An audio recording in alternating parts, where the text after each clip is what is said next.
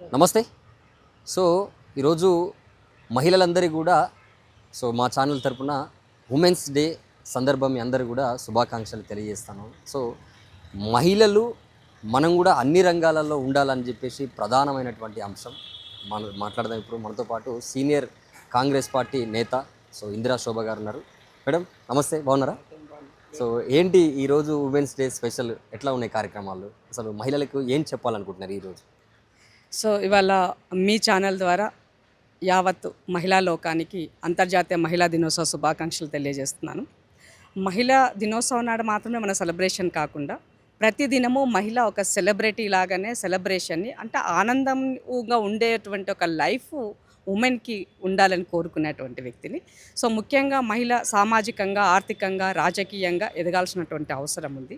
ఎప్పుడైతే political empowerment ఉమెన్కి సాధ్యమవుతుందో, చట్టాలు చేసే చోట తను ఉండగలుగుతుందో, అన్ని భాగాలలో మహిళ భాగస్వామ్యం ఉంటుందో, అప్పుడు డెఫినెట్గా ఆ ఊరైనా, ఆ మండలమైనా, జిల్లా అయినా, రాష్ట్రమైనా, దేశమైనా ముందడుగు వేయడానికి చాలా బెటర్ మూమెంట్ని ఇస్తుందని చెప్పగలను. అంటే స్పేస్ మహిళలకు రాజకీయంగా కావచ్చు, లేకపోతే సామాజికంగా సోషల్ యాక్టివిస్ట్ చేయడానికి కూడా, లేకపోతే మొత్తం మీద సమాజంలోకి వచ్చి చుచ్చుకపోయి అన్ని కార్యక్రమాలు చేసేయడానికి అవకాశాలు వస్తలేవా? వీళ్ళు బయటికి వెళ్తలేరా? అంటే బేసికలీ ఒకప్పటితో కంపారిజన్ చేస్తే అప్పుడు చదువుకోవడానికే బయటకు వచ్చేది. మహిళ చదువుకుంటే నేరం అనే పరిస్థితి ఉండింది.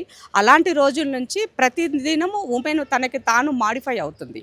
ఇవాళ అంతరిక్షానికి వెళ్ళేటువంటి పరిస్థితికి ఉమెన్కి వచ్చింది. అన్ని రంగాల్లో మహిళ తన ప్రతిభను కనబరుస్తుంది. ముఖ్యంగా ఈ మధ్యకాలంలో డిఫెన్స్లో కూడా మనం మహిళ యొక్క పాత్ర చూస్తున్నాము.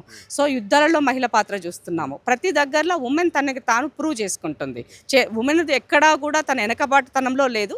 బట్ కానీ అల్టిమేట్గా అనుకున్నంత స్థాయిలో లేదు. అది ఆ రేషియో అనేది పెరగాల్సినటువంటి అవసరం ఉంది. ఏదైనా కాలానుగుణంగా మార్పు వస్తుంది కదా, అందులోనే ఇది కూడా భాగంగానే ఉమెన్ నీడ్ అన్నది 100% అన్నది ఈ మధ్యకాలంలో అందరూ కూడా గుర్తించినారు. దానికి తోడు వచ్చేటువంటి అవకాశాలను అందిపుచ్చుకొని మహిళ తనని ప్రాపర్గా ఈ సొసైటీ కోసం ఉపయోగించాలని మాత్రం నేను విజ్ఞప్తి చేస్తున్నాను.